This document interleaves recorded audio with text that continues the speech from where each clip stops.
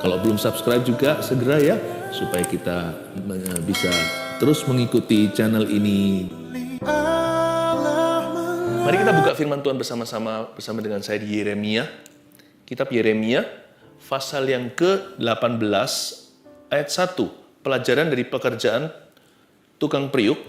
Beri judul atau tema kita hari ini, Tuhan atas kesempatan kedua. Kabar baik bagi mereka, yaitu Anda dan saya yang pernah gagal dan pernah bersalah dalam hidup ini.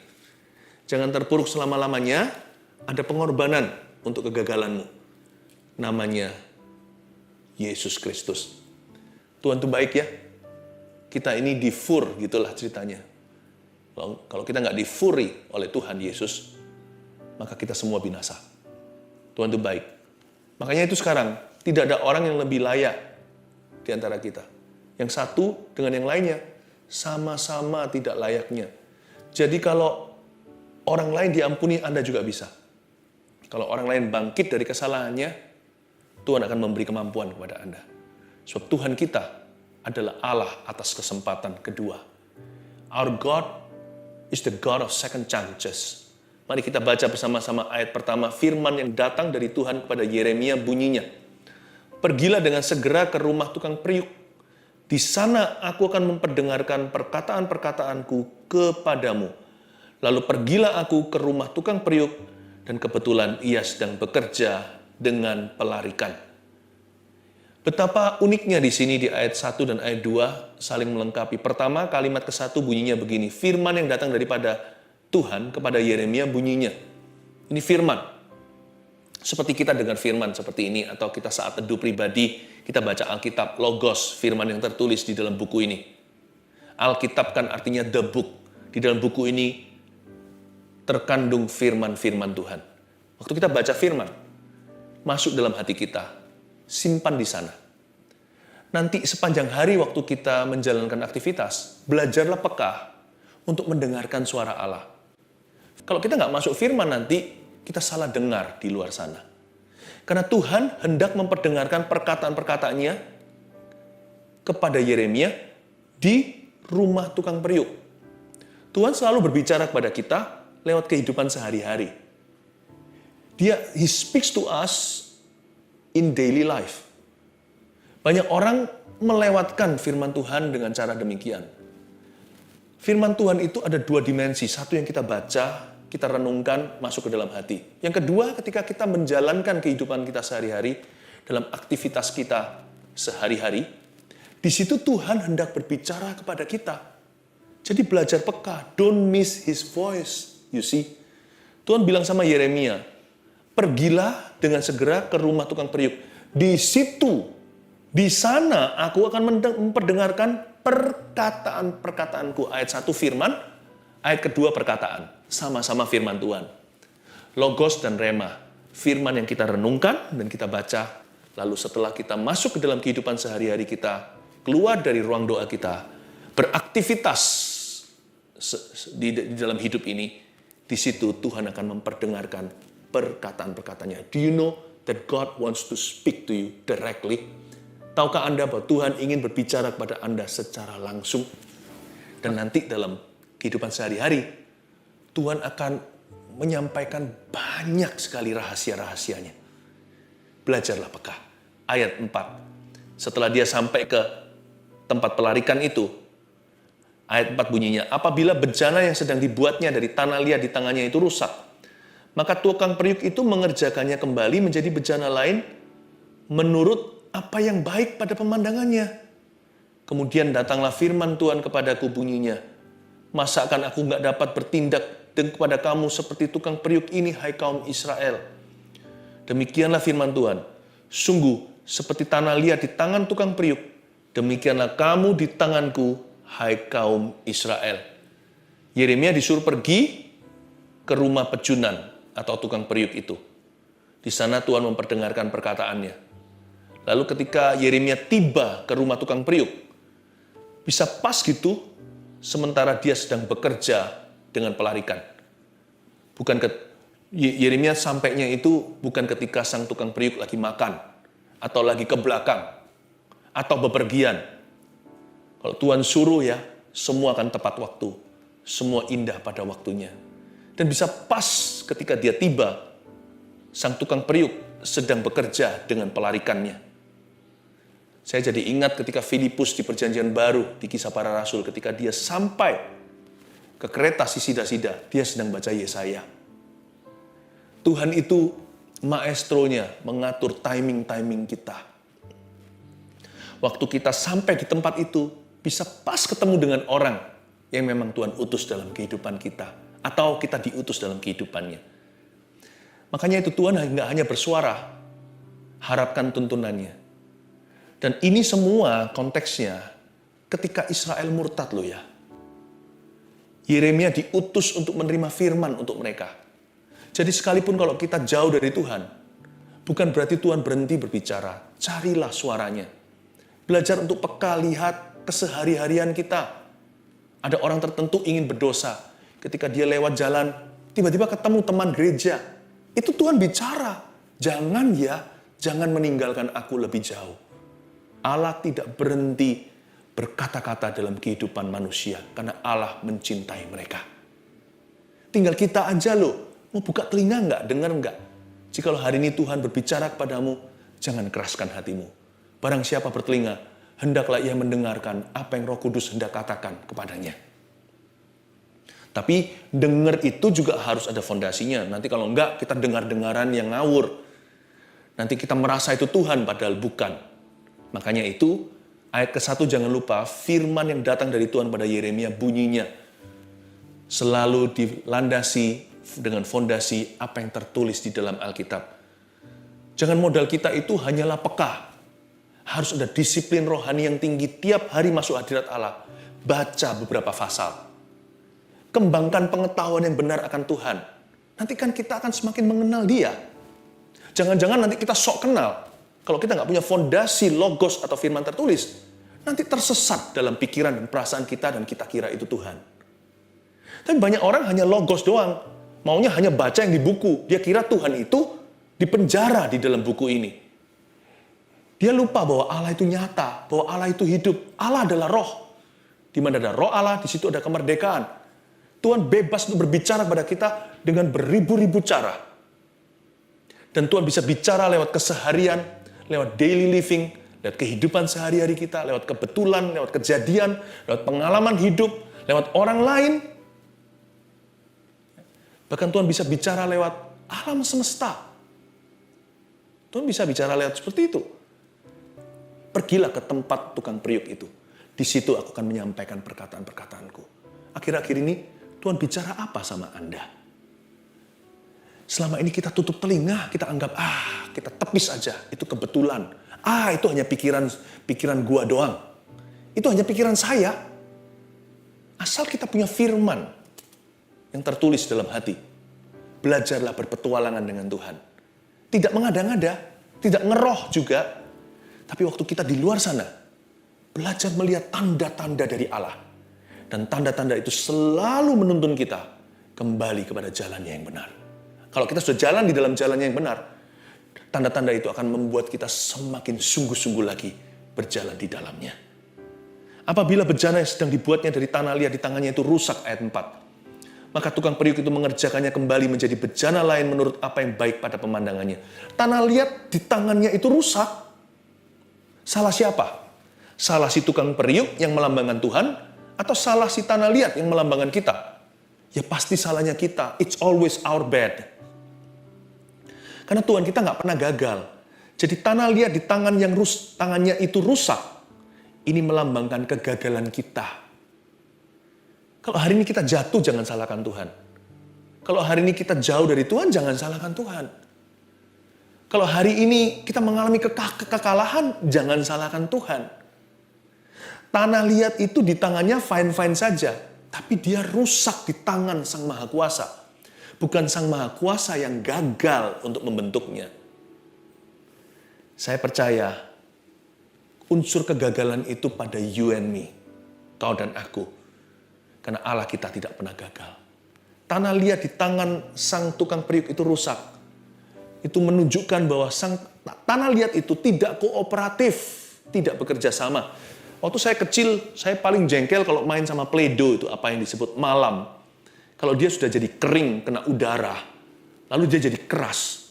Sebelumnya saya bisa bentuk dia jadi orang-orangan, jadi kue, jadi roti, atau jadi apapun bentuk sesuai dengan creativity. Tapi kalau dia sudah mengeras, di tangan saya, anak kecil yang suka bermain itu, dan saya cukup kreatif loh, saya nggak bisa buat dia jadi apa-apa, kecuali jadi bongkahan saja. Yang salah bukan tangan saya, malam itu telah mengeras. Play-Doh itu sudah mengering. Makanya hati-hati kalau hatimu kering. Cepat masuk hadirat Allah. Cepat disiram firman. Kalau enggak, kering itu pangkal keras. Kalau sekali sudah keras, tanah liat tersebut tidak bisa dibentuk oleh sang pejunan. Apabila bejana yang dibuatnya dari tanah liat di tangannya itu rusak, bukan salah Tuhan. Karena Tuhan tidak pernah gagal. Seringkali kita tidak kooperatif dengan Tuhan Yesus. Seringkali kita terlalu banyak membantah dan membangkang kepada Sang Pencipta kita. Kita sok tahu. Seringkali tanpa kita sadari hati ini sombong sekali. Kegagalan itu selalu di pihak kita. Selalu dimulai dengan hati yang tidak kooperatif dengan Roh Kudus atau yang menolak untuk bekerja sama. Tapi ini kabar baiknya. Maka tukang periuk itu mengerjakannya kembali. Oh, we have a God who never gives up on us. Kita punya Tuhan yang tidak pernah menyerah atas hidup kita. Kita punya Allah yang tidak pernah menyerahkan kita kepada maut. Atau menyerahkan kita kepada si jahat. Inilah kabar baiknya. He will never abandon you and me. Dia tidak akan pernah menolak Anda dan saya. Semerah apapun dosamu, seperti kirmisi, akan sanggup Tuhan sucikan menjadi lebih putih dari salju. Allah kita selalu ready to forgive, selalu siap untuk mengampuni. Saya sebut Tuhan itu the sovereignly good God. Dikatakan di sini, maka tukang periuk itu mengerjakannya kembali menurut menjadi bejana lain, menurut apa yang baik pada pemandangannya. Tuhan itu daulat. Terserah dia, kita mau jadi apa. Tetapi dalam kedaulatannya, Tuhan tetap baik. Saya selalu menyebut Tuhan itu begini, He's my sovereignly good God. Dia Allah yang daulat, iya. Tapi dia baik lebih dulu. Dia Allah yang daulat, iya. Tapi dia baik, dia tetap baik setelah kedaulatannya. Saya tidak perlu menaruh rasa curiga. Allahku adalah Allah yang baik. Tuhan Yesus adalah Tuhan yang baik. Jadi tukang periuk itu mengerjakan kembali menjadi bejana lain menurut apa yang baik, bukan apa yang jahat pada pemandangannya. Kalau Anda sudah jauh dari Tuhan, kembalilah. Jangan lari lagi. God is still good. Tuhan masih baik. Kalau Anda merasa dia sudah murka, sudah marah, dia menolak Anda, dia sudah benci sama dirimu, itu setan yang beritahu. Sebab Tuhan tidak begitu. Inilah kabar baiknya buat kita semua yang pernah gagal dan pernah bersalah. Atau sedang gagal dan bersalah. Tuhan kita tetap baik. Meskipun nanti, apapun yang Tuhan bikin dari sini, dari kegagalan dan kesalahan Anda, Tuhan nanti akan bikin apa? Itu terserah Tuhan. Tapi jangan pernah ragukan karakternya. Karakter Tuhan tidak pernah berubah dahulu, sekarang, dan selama-lamanya. He is good all the time. Dia baik, selalu baik. Yang penting di sini ya, mata kita fokus kepada tujuan Allah atas hidup kita. Di atas kegagalan. Di atas setiap kegagalan dan kesalahan kita, fokus kita harus pada tujuan Allah. Kalau saya jadi tukang tanah liat itu, kalau tanah liat itu punya suara, kalau tanah liat itu punya pikiran, dia akan berpikir begini, ya sudah deh, aku udah gagal kok. Sebelumnya aku keras dan kering. Sekarang aku berserah ke tangan Sang Pencipta. Biar Sang Pejunan itu membentuk aku menurut apa yang baik pada pemandangannya. Kegagalanku disesali, selama-lamanya juga percuma. Saya pelototin terus kesalahan saya, emangnya bisa buat apa? Lebih baik saya serahkan ke tangan Tuhan. Aku tanggung segala konsekuensinya. Menurut apa yang baik pada pemandanganmu Tuhan, aku mau kembali lagi mengejar tujuan ilahi dalam hidupku. Aku pernah salah. Ya sudah, sudah jadi bubur, mau diapain lagi? Tapi sekarang aku memutuskan untuk kembali kepada Tuhan. Tuhan memberiku kesempatan kedua. Karena Tuhan gak mungkin bunuh saya. Allah itu baik. Tuhan tidak akan berbuat jahat kepada Anda dan saya. Pilihan Tuhan hanya satu, memulihkanmu. Itu yang Tuhan mau. Bukankah Tuhan sudah seal the deal di kayu salib di Kalvari? Tuhan sudah tutup perdebatan. Tuhan tidak ada pertukaran bayangan. Kalau saya datang kepada Tuhan, gak peduli sesalah apapun, pilihan Tuhan hanya satu saja, yaitu memulihkan saya. Meskipun saya mungkin masih perlu menanggung konsekuensinya. Yang penting mataku tertuju pada tujuan. Pokoknya Tuhan akan menjadikan aku berjalan lain menurut apa yang baik pada pemandangannya. Itu satu hal yang kuyakini. Kalau aku harus mengalami sakit karena konsekuensi, bersama Yesus aku dapat menanggung segala perkara. Pulihkan saya Tuhan. Anda dan saya tidak punya pilihan. Kita harus jalan maju dan jalan ke arah Tuhan. Kemudian datanglah firman Tuhan kepadaku, bunyinya, masakan aku tidak dapat bertindak kepada kamu seperti tukang periuk ini, hai kaum Israel? Demikian firman Tuhan. Sungguh seperti tanah liat di tangan tukang periuk, demikianlah kamu di tanganku, hai kaum Israel. Ayat 6 ini menjelaskan tentang kedaulatan Allah. Tuhan itu sanggup melakukan segala perkara. Dan Tuhan itu bisa berbuat apa saja. Karena Tuhan tidak berutang sama siapa-siapa. Jadi Tuhan berkata, masa aku nggak dapat? Itu menunjukkan kesanggupannya. Masa aku tidak dapat membuktikan kedaulatannya? Masa aku nggak bisa bertindak kepada kamu seperti tukang periuk ini, hai kaum Israel? Sungguh seperti tanah liat di tangan tukang periuk. Kamu itu di tanganku. Kita semua itu orang baik maupun orang jahat, orang benar maupun orang salah, di tangan Tuhan. Karena itu yang harus paling ditakuti di hidup ini adalah Tuhan, bukan manusia. Bodohlah orang yang takut pada sesamanya, tetapi tidak takut kepada penciptanya. Bodohlah orang yang takut kepada hidup ini, tetapi tidak takut kepada Dia yang memegang kunci kehidupan. You see, your life and my life, hidupmu dan hidupku ada di tangannya. Dia mau lepaskan, kita terlepas. Kalau dia mau habiskan kita, kita habis. Bagi Tuhan hanya sepatah kata. Tapi ayat ini menunjukkan bahwa Dia Maha Kuasa. Masakah aku nggak bisa? Masakah aku tidak dapat bertindak kepada kamu seperti tukang periuk kepada tanah liat di tangannya? He can do whatever. Dia bisa lakukan segala sesuatu. Dia bisa lakukan apa saja. Bagi Tuhan, semuanya sah karena Tuhan tidak pernah hutang sama siapa-siapa. Therefore, maka itu, karena Tuhan adalah Allah yang baik, Dia bebas untuk mengampuni siapa saja. Dia bebas untuk mengampuni dosa apa saja. Karena Tuhan mati bagi setiap dosa, segala dosa, semua dosa. Jangan pernah datang ke hadirat Allah meragukan dan berkata, dosaku ini apa bisa diampuni? Menurut aku dosaku udah keterlaluan. Ingat, God reserves the freedom and the right to forgive whatever sin. Tuhan reservasi hak bebasnya, kemerdekaan, hak absolut dan kedaulatan untuk mengampuni dosa apapun juga, segede apapun juga. Karena itu jangan iri kalau lihat orang lain diampuni. Tuhan berhak ampuni dia. Wong Tuhan sudah mati di Kalvari. Tuhan itu jalurnya telah ditentukan, yaitu pengampunan. He is free. Dia bebas untuk meresponi respon hati kita.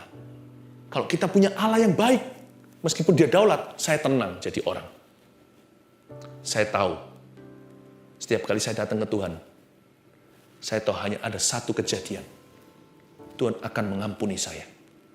Asal hatiku tulus, bertobat sungguh-sungguh, Tuhan tidak akan tepis aku. Kecuali kalau saya pura-pura memanipulasi Dia dan menantang Dia serta mencobai. Nah, itu namanya cari perkara. Itu namanya uji nyali.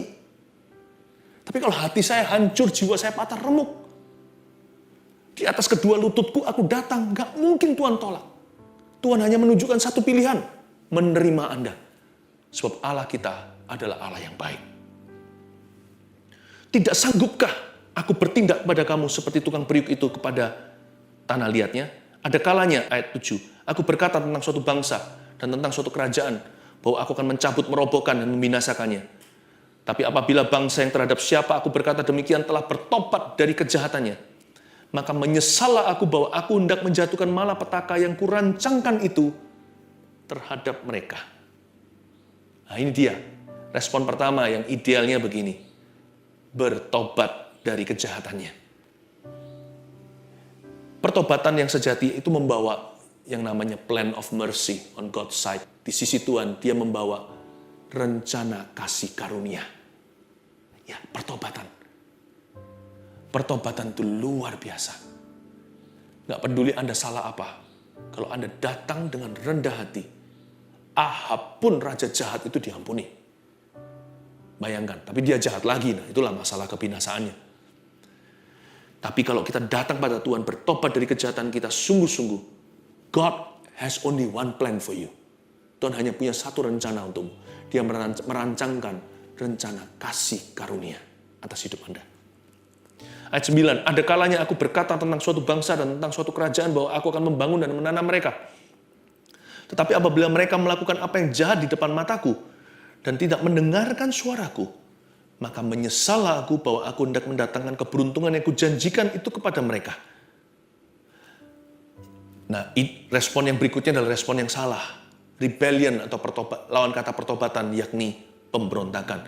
Kalau kita melakukan apa yang jahat di depan mata kita, sekalipun Tuhan sudah pernah memberi kita janji-janji indah, Tuhan hanya punya satu rencana untuk orang yang menguji nyalinya, melawan Tuhan dengan sengaja. Hanya satu, plan of judgment atau rancangan murka. Kita bisa pilih hari ini, kita mau mengalami rencana murka atau rencana kasih karunia. Sebab itu katakanlah kepada orang Yehuda ayat 11 dan kepada penduduk Yerusalem, beginilah firman Tuhan. Sesungguhnya aku ini sedang menyiapkan malapetaka terhadap kamu dan merancangkan rencana terhadap kamu. Baiklah kamu masing-masing bertobat dari tingkah lakumu yang jahat dan perbaikilah tingkah lakumu dan perbuatanmu. Tetapi mereka berkata, tidak ada gunanya, sebab kami hendak berkelakuan mengikuti rencana kami sendiri, dan masing-masing hendak bertindak mengikuti kedegilan hatinya yang jahat. Mengikuti kedegilan hati yang jahat. Please saudara-saudara jangan pernah keraskan hati. Tuhan itu baik sekali. Di ayat 11 di sini Tuhan mau hukum aja masih beri peringatan dulu. Seperti orang mau foto gitu kasih 1, 2, 3. Ini bukan hanya 1, 2, 3. Tuhan mau nunggu bertahun-tahun terus bicara lewat nabi. Tuhan ngomong begini, aku ini sedang menyiapkan malapetaka loh ya terhadap kamu. Merancangkan rencana terhadap kamu. Mau pukul aja kok aba-aba. Sebaik itu loh Tuhan kita. Ayo. Papa morotan loh ya sekarang. Cepat bertobat. Cepat berbalik. Perbaiki tingkah langkahmu. Luar biasa ya. Dari situ kita tahu bahwa yang Tuhan inginkan bukanlah menghukum mereka. Yang Tuhan rindukan adalah pertobatan mereka. Ketika Tuhan ditantang, sebaliknya Tuhan bukan marah. Dia memperingatkan, jangan. Percuma kamu menendang gala. Seperti kakimu menendang tembok baja. Kamu sakit sendiri nanti melawan aku. Niatkan, urungkan niatmu. Maksud saya, urungkan niat Anda. Jangan lawan Tuhanmu terus-menerus. Bertobatlah, sebab Dia siap mengampuni dan mengubah hidupmu. Baiklah kamu masing-masing bertobat dari tingkah langkahmu yang jahat. Perbaikilah tingkah langkahmu dan perbuatanmu. Saya kasih 3 poin sederhana peran kita dalam menerima kesempatan kedua ya. Peran kita hanyalah satu. Seperti di ayat 11 dikatakan, baiklah kamu masing-masing bertobat dari tingkah langkahmu yang jahat. 1, bertobat sungguh-sungguh dari kesalahan kita di kesempatan sebelumnya. Itu dia. Anda sadari apa salah Anda? Bertobatlah sungguh-sungguh dari kesalahan itu. Kalau kesempatan yang lalu sudah hangus, percayalah bagi orang yang bertobat, Tuhan memberikan kesempatan yang baru. Sebab hanya satu pilihan saja kan? Hidup ini hanya ke atas dan ke depan. Jangan lihat ke belakang. Yang di belakang sudah terjadi, apa boleh buat? Kalau kita datang pada Tuhan, Tuhan hanya buka satu jalan ke depan. Yaitu memulihkan. Bertobat sungguh-sungguh dari kesalahan kita di kesempatan sebelumnya. Kadang-kadang bukan dosa yang kita perlu tobati. Kadang-kadang kebodohan sendiri. Ada orang yang bisnisnya jatuh. Karena dia terlalu serakah, overekspansi. Anggaplah kejadian sebelumnya, kejatuhan bisnis Anda. Yang sangat menyakitkan itu adalah biaya kuliah. Cepat wisuda, cepat lulus. Evaluasi yang dulu. Jangan ulangi lagi kesalahan yang sama. Yang kedua, perbaikilah tingkah langkahmu dan perbuatanmu di ayat 11 kalimat terakhir. Artinya, belajar taat dan setia. apapun konsekuensinya di kesempatan kedua. Catat itu. Perbaiki tingkah lakumu. Jangan hanya bertobat dengan perkataannya. Jangan hanya dengan pengakuan. Iman tanpa perbuatan dalam mati. Perbaiki tingkah lakumu. Ini bukan jadi sempurna dalam sehari. Atau tiba-tiba berubah 180 derajat dalam semalam. Perbaiki tingkah lakumu itu sebuah prosesi. Yang penting maju. Jatuh bangun nggak apa-apa. Tapi maju ke depan. Kalau jatuh bangun, berputar-putar di padang gurun, jatuh bangun melulu, jatuh terus, tidak pernah mau bangun-bangun lagi. Nah, itu yang Tuhan tidak kenan. Kalau sudah jatuh, mau diapain lagi? Cepat bangkit. Tuhan ampuni, jalani apapun konsekuensinya.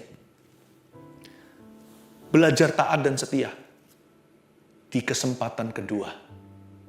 Mungkin konsekuensinya menyakitkan. Beberapa orang punya dosa atau kesalahan atau kebodohan. Itu menanggung suatu konsekuensi yang tidak bisa diputarbalikkan. Belajarlah taat dan setia mulai hari ini. Sebab hari ini adalah kesempatan kedua yang Tuhan beri. Sebab Anda belum binasa kan? Sekalipun Anda jatuh bisnisnya, Anda masih punya sesuatu kan? Nggak punya harta, masih ada jiwa dalam raga Anda kan? Masih ada hidup, masih punya keluarga. Apapun yang belum hangus, pertahankan itu. Belajar taat dan setia lagi di kesempatan yang baru ini. Yang terakhir, di ayat 12, tetapi mereka berkata, no use, useless, tidak ada gunanya. Sebab kami hendak berkelakuan mengikuti rencana kami sendiri dan masing-masing hendak bertindak mengikuti kedegilan hatinya yang jahat. Wah, orang Israel ini jahat ya, keras hatinya. Sudah diperingatkan masih ngomongnya begitu. Mereka berkata, tidak ada gunanya. Useless. Yang ketiga, lawan katanya. Nikmati prosesnya bersama Tuhan Yesus dalam rencana Allah. Dikit demi sedikit, setiap sifat demi sifat. Nikmati prosesnya bersama dengan Tuhan Yesus. Jangan lari lagi dari hadirat Allah. Dan jangan bodoh lagi untuk kedua kali. Nikmati prosesnya dengan Tuhan Yesus. Jangan berkata, tidak ada gunanya. Tuhan, sekalipun menyakitkan, aku akan jalani jalan ini. Aku akan nikmati prosesnya dengan Tuhan Yesus. Asal aku tetap mengikuti rencana Allah. Aku tahu kalau aku ikuti arus air ini, itu akan memimpinku suatu hari kepada kemerdekaanku. Aku tidak mau lagi ikuti huru hara, foya-foya. Aku tidak mau mengikuti jalan dosa. Aku mau mengikuti jalur ini. Sekalipun sekarang aku belum melihat kelegaan. Kalau aku terus berjalan dalam rencana Allah, aku tahu ini proses Tuhan. Suatu hari kelak, aku menoleh ke belakang dan berkata, haleluya. Tuhan sudah memberiku kesempatan kedua. 1, 2, 3, dengan ini saya selesai. Peran kita hanyalah 1, bertobat sungguh-sungguh dari kesalahan kita di kesempatan sebelumnya. 2, belajar taat dan setia, apapun konsekuensinya di kesempatan kedua. 3, nikmati prosesnya bersama Tuhan Yesus, tetap dalam rencana Allah.